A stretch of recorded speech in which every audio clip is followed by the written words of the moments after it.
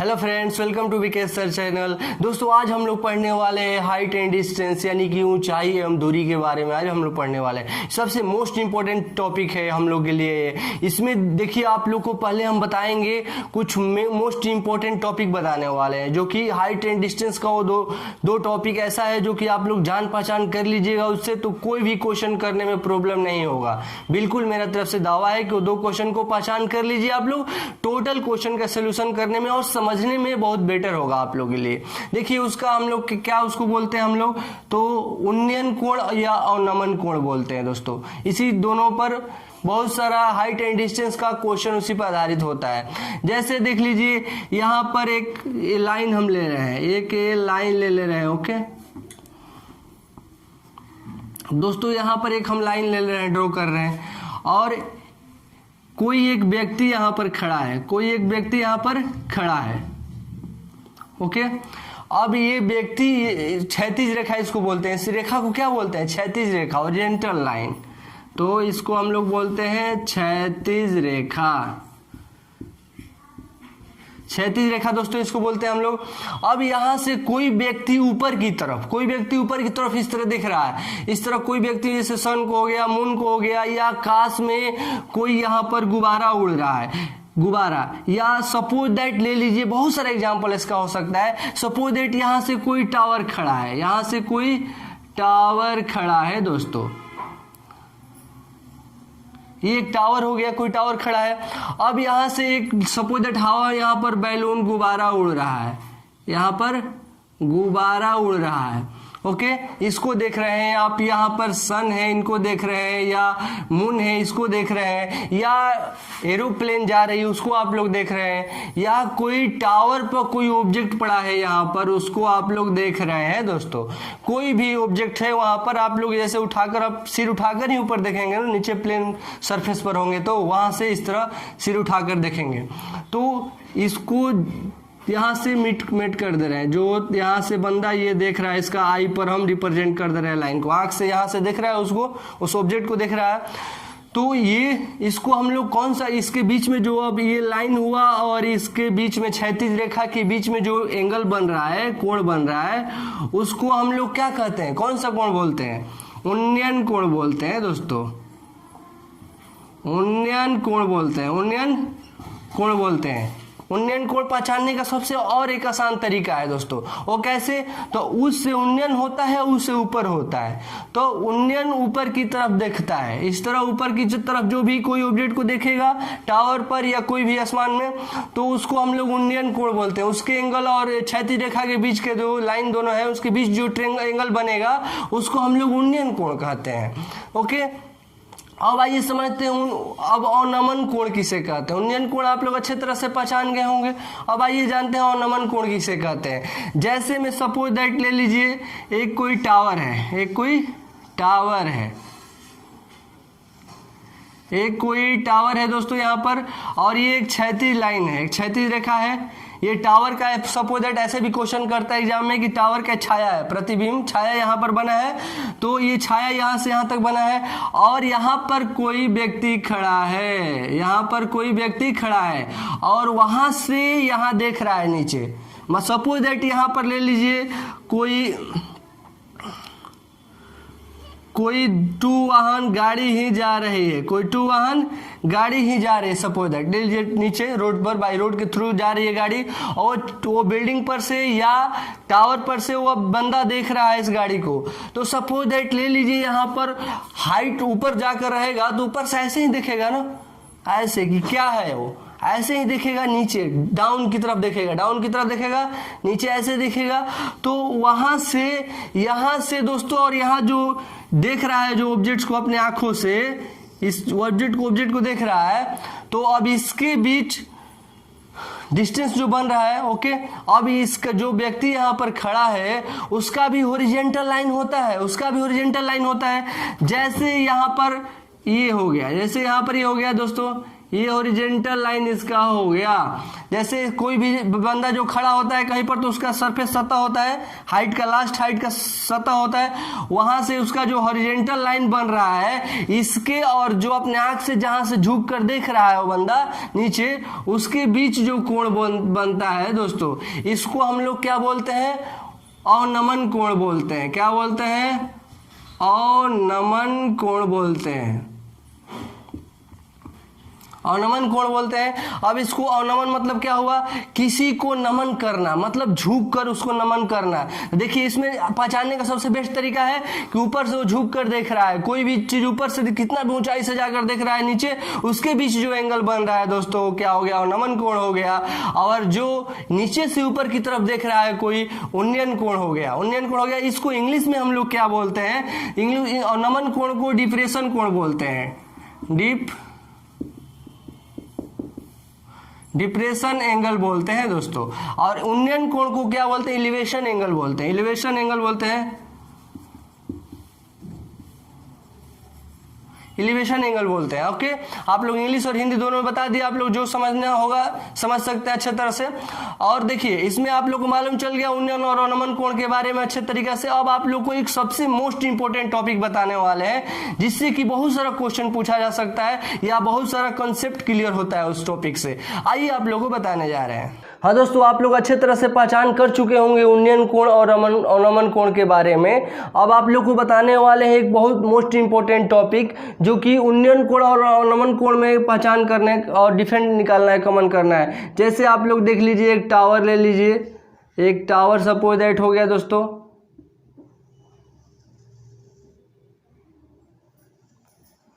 ये टावर एक हो गया और यहाँ पर एक क्षैतिज रेखा है, यहाँ पर एक क्षैतिज रेखा है और यहाँ से कोई ऑब्जेक्ट को देखा जा रहा है, यहाँ से कोई ऑब्जेक्ट को यहाँ पर हम देख रहे हैं सपोज दैट। तो क्या हो गया? इसके बीच जो कोण बन रहा है, ये लाइन और क्षैतिज रेखा के बीच बन रहा है, वो उन्नयन कोण बन रहा है, जिसको हम रख दे रहे हैं θ1 रख दे रहे हैं। θ1 इसका जो बीच का एंगल बन रहा है इसको रख दे रहे हैं θ1। और जो यहाँ से क्षैतिज रेखा हॉरिजॉन्टल बन रहा है और इसके बीच में जो कोण बन रहा है, आप लोग पिछले वीडियो कुछ देर पहले आप लोग को बता चुके हैं कि इसको बोलते हैं उन्नयन कोण और इसको बोलते हैं अवनमन कोण। तो उन्नयन कोण और अवनमन कोण, उन्नयन कोण और अवनमन कोण एक दूसरा आपस में बराबर होता है, एक दूसरा दोनों कोण आपस में बराबर होता है। कैसे दोस्तों? क्योंकि ये लाइन है और ये लाइन है, ये दोनों लाइन एक दूसरा का पैरेलल होता है, एक दूसरा का पैरेलल होता है दोस्तों। एक दूसरा का दोनों पैरेलल है हॉरिजॉन्टल लाइन, तो एक दूसरा का पैरेलल है तो साइड जब इक्वल होगा उसके अकॉर्डिंग एंगल भी इक्वल होता है। तो इसी तरह उन्नयन कोण और अवनमन कोण बराबर होता है आपस में। या सपोज दैट ऐसे समझ लीजिए, जैसे एक तरीके से बता रहे हैं, आप लोग को अच्छे तरह से समझ जाइएगा। देखिए एक ये हो गया, क्या हो गया? एक क्षैतिज रेखा हो गया, एक क्षैतिज रेखा हो गया, उस पर यहाँ से एक टावर खड़ा है, यहाँ से भी हॉरिजॉन्टल लाइन एक बन रहा है। ओके, तो दो लाइनों को जो एक तिर्यक रेखा काटती है, तो उसके बीच जो उन्नयन कोण और अवनमन कोण बनता है वो दोनों आपस में बराबर होता है। ओके, आप लोग समझ चुके होंगे। θ1 और θ2 इक्वल हो जाएगा दोनों, तो θ1 इक्वल टू θ2। ऐसा क्वेश्चन बहुत सारे एग्जामों में पूछता है दोस्तों, आप लोग बिल्कुल कन्फ्यूजन ना होइएगा। ऐसे क्वेश्चन में कन्फ्यूजन कर जाते हैं लोग, ऑप्शन दे देता है θ1 ग्रेटर देन θ2, θ2 ग्रेटर देन θ1 या θ1 इक्वल टू θ2। बहुत लोग कन्फ्यूजन होकर गलत करके चले आते हैं, लेकिन यहाँ पर कोई कन्फ्यूजन नहीं, दोनों आपस में बराबर होता है। ओके दोस्तों, देखिए यहाँ पर एक टावर हम लोग ले लेते हैं। यहाँ पर एक टावर हो गया, ये सपोज दैट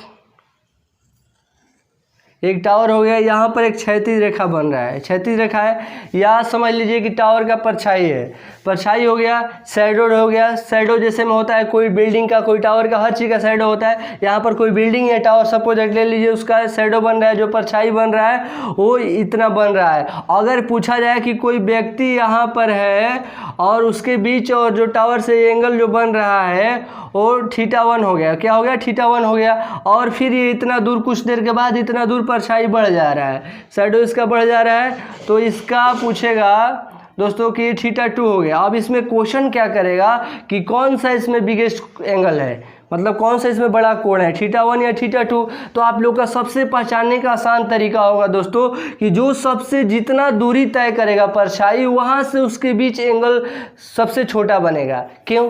क्योंकि आप लोग यहाँ से बिल्कुल आसानी तरीके से देख सकते हैं, यहाँ तक परछाई आया है, यहाँ से जब एंगल पर हम देखेंगे कोई व्यक्ति खड़ा होकर, यहाँ पर सपोज दैट कोई व्यक्ति खड़ा है, अगर यहाँ से देख रहा है तो इस एंगल पर बन रहा है इसका एंगल, इस तरह इतना ही पर दिख रहा है ना, इस पर एंगल बन रहा है, और वो करीब जितना जाते जाएगा पोल का या टावर का, उतना ही इसका बड़ा एंगल बनता जाएगा, इस तरह का होता जाएगा, और इस तरह सिर उठाकर उसको देखना पड़ेगा। बिल्कुल आप लोग समझ चुके होंगे।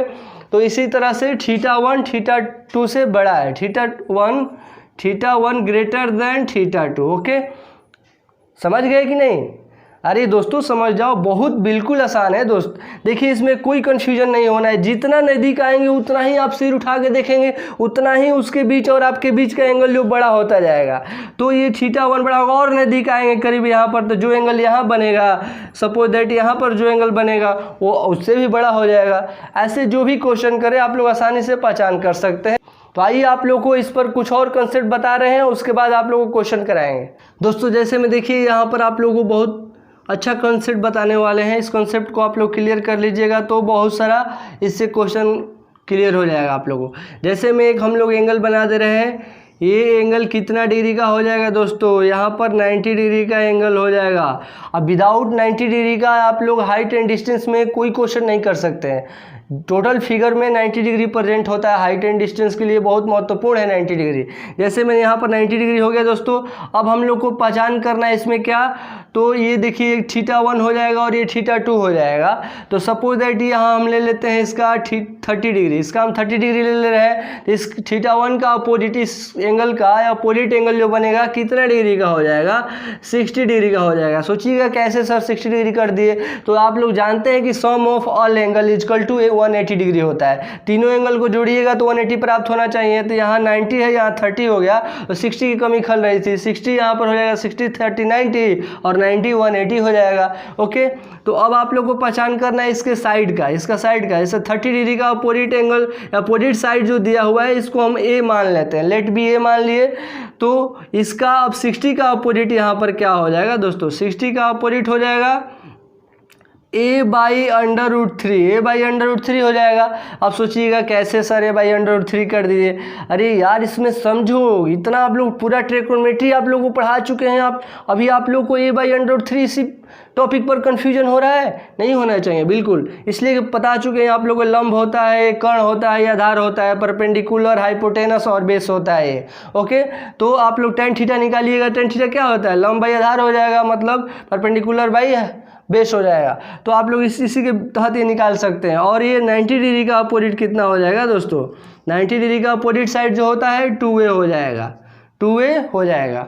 ओके, आइए और इस पर आप लोग को कॉन्सेप्ट क्लियर कराया। सोचिएगा कि यदि आप लोग इस पर सोच सकते हैं कि सर यहाँ पर तो 30 डिग्री था, यहाँ पर सपोज दैट ले लीजिए एक ट्रायंगल, और एक ट्रायंगल में आप इस कितना डिग्री का बन रहा है, 90 डिग्री का बन रहा है, और यहाँ पर सपोज दैट 30 डिग्री के बदौलत यहाँ पर 45 यदि ले लेंगे तो क्या करेंगे दोस्तों, ये सोचिएगा। ये डिफरेंट क्वेश्चन हो जाएगा। यहाँ पर 45 डिग्री ले लीजिएगा तो फिर अपोजिट साइड में कितना हो जाएगा, वेरी इजी है, यह भी 45 डिग्री ही हो जाएगा। क्यों? क्योंकि 45 और 45 90 हो गया, और 90 90 180 हो गया। सम ऑफ ऑल साइड, तीनों जो एंगल जोड़िएगा सम ऑफ ऑल एंगल, तो क्या हो जाएगा, उसका 180 डिग्री हो जाएगा। ओके, अब इसका अपोजिट जो बन रहा है दोस्तों उसको हम ए ले लिए, लेट बी ए ले लिए। तो आप लोग को मालूम होगा कि जब इसका ए बन रहा है तो इसका भी अपोजिट कितना बनेगा, इसका भी ए बनेगा। क्यों ए बनेगा दोस्तों, क्योंकि दोनों एंगल इक्वल है तो दोनों साइड भी इक्वल होगा ना, दोनों जिसका एंगल इक्वल है तो उसका दोनों साइड भी इक्वल होगा। तो ए हो गया दोनों। अब इसको 90 डिग्री का अपोजिट जो बनेगा इसको कितना हम लोग ले लेंगे, 2a ले लेंगे। अरे दोस्तों कन्फ्यूजन ना होने की ज़रूरत है, यहाँ पर कोई कन्फ्यूजन की बात नहीं है। आप लोग पाइथागोरस थ्योरम आप लोग पढ़े होंगे अच्छे से ट्रिग्नोमेट्री में, उसके अकॉर्डिंग 2a हो जाएगा।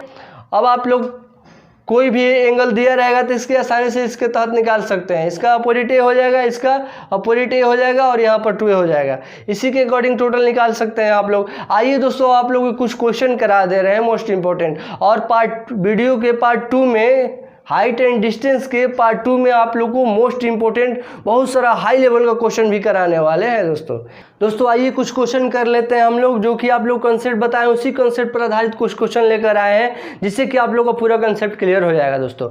आइए देखिए क्वेश्चन क्या कर रहा है। एक 12 सेंटीमीटर ऊंची छड़ी की छाया 8 सेंटीमीटर है, उसी समय एक अन्य टावर की छाया 40 सेंटीमीटर है, तो टावर की ऊंचाई ज्ञात करें। दोस्तों देखिए एक छड़ी ले लेते हैं हम, उसका ऊंचाई कितना है 12 सेंटीमीटर है, 12 सेंटीमीटर हो गया इसका छड़ी का। अब इसकी छाया कितना हो जा रहा है 8 सेंटीमीटर हो जा रहा है, इसका छाया 8 सेंटीमीटर हो जा रहा है। अब क्वेश्चन क्या कह रहा है, उसी समय एक अन्य टावर की छाया 40 सेंटीमीटर हो जा रहा है, तो इसी समय एक अन्य टावर की छाया 40 सेंटीमीटर हो जा रहा है दोस्तों। ओके, तो 8 equal to 40 centimetre suppose that ले लीजिए, छाया 8 सेंटीमीटर इसका छाया है, इसका टावर का 40 सेंटीमीटर छाया है, सपोज दैट यही टावर हो गया। तो इसका देखिए कट कर दीजिए, ट्रिक के माध्यम से बताने वाले हैं आप लोगों को। देखिए ट्रिक के माध्यम से बहुत जल्द कर लीजिएगा आप लोग। देखिए 8 सेंटीमीटर इक्वल टू 40 सेंटीमीटर हो गया, तो 1 सेंटीमीटर इक्वल टू क्या हो जाएगा 40 से कट जाएगा 5 बार में 5 सेंटीमीटर हो गया।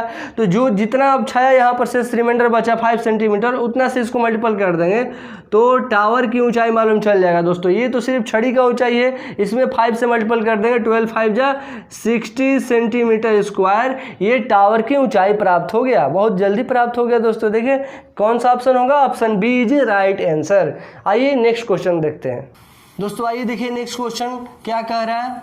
किसी टावर के पाद से 50 मीटर दूरी पर स्थित एक बिंदु से टावर के उच्च बिंदु का उन्नयन कोण 30 डिग्री है, तो टावर की ऊंचाई ज्ञात करें। तो पहले दोस्तों हम लोग टावर एक बना लेते हैं, एक टावर यहाँ पर बना लिए, टावर की ऊंचाई हो गया, टावर की ऊंचाई हो गया मालूम, जो कि हम लोग ने यही प्राप्त करना है कितना उसका ऊंचाई है। लेकिन टावर की पाद मतलब क्या होता है दोस्तों, ये बहुत सारा एग्जाम में ये वर्ड यूज करता है, इसलिए इस वर्ड को डिफाइन कर दे रहे हैं आप लोगों।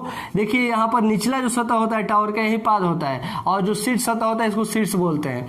तो पाद से यहाँ से 50 सेंटीमीटर दूर, 50 सेंटीमीटर 50 मीटर होगा दोस्तों, 50 मीटर दूर, 50 मीटर दूरी पर एक बिंदु है, एक यहाँ पर बिंदु है, जो बिंदु से इस टावर के शीर्ष पर जो मिलाएंगे हम, जो टावर के शीर्ष पर मिलाएंगे, तो इस जो नीचे से बता चुके हैं आप लोग, जो नीचे से ऊपर की तरफ देखते हैं कोई भी, उसको उन्नयन कोण का पहचान किया जाता है उस तरीके से। तो क्या होगा दोस्तों, उन्नयन कोण हो गया। देखिए क्वेश्चन में भी दिया है टावर के उच्च बिंदु का उन्नयन कोण 30 डिग्री का है, तो कितना है ये दोस्तों 30 डिग्री का है। ये जब 30 डिग्री का हो गया तो ये आप लोग को 90 डिग्री का होता है मालूम है, 90 डिग्री, और इसका अपोजिट डिग्री कितना हो जाएगा 60 डिग्री हो जाएगा।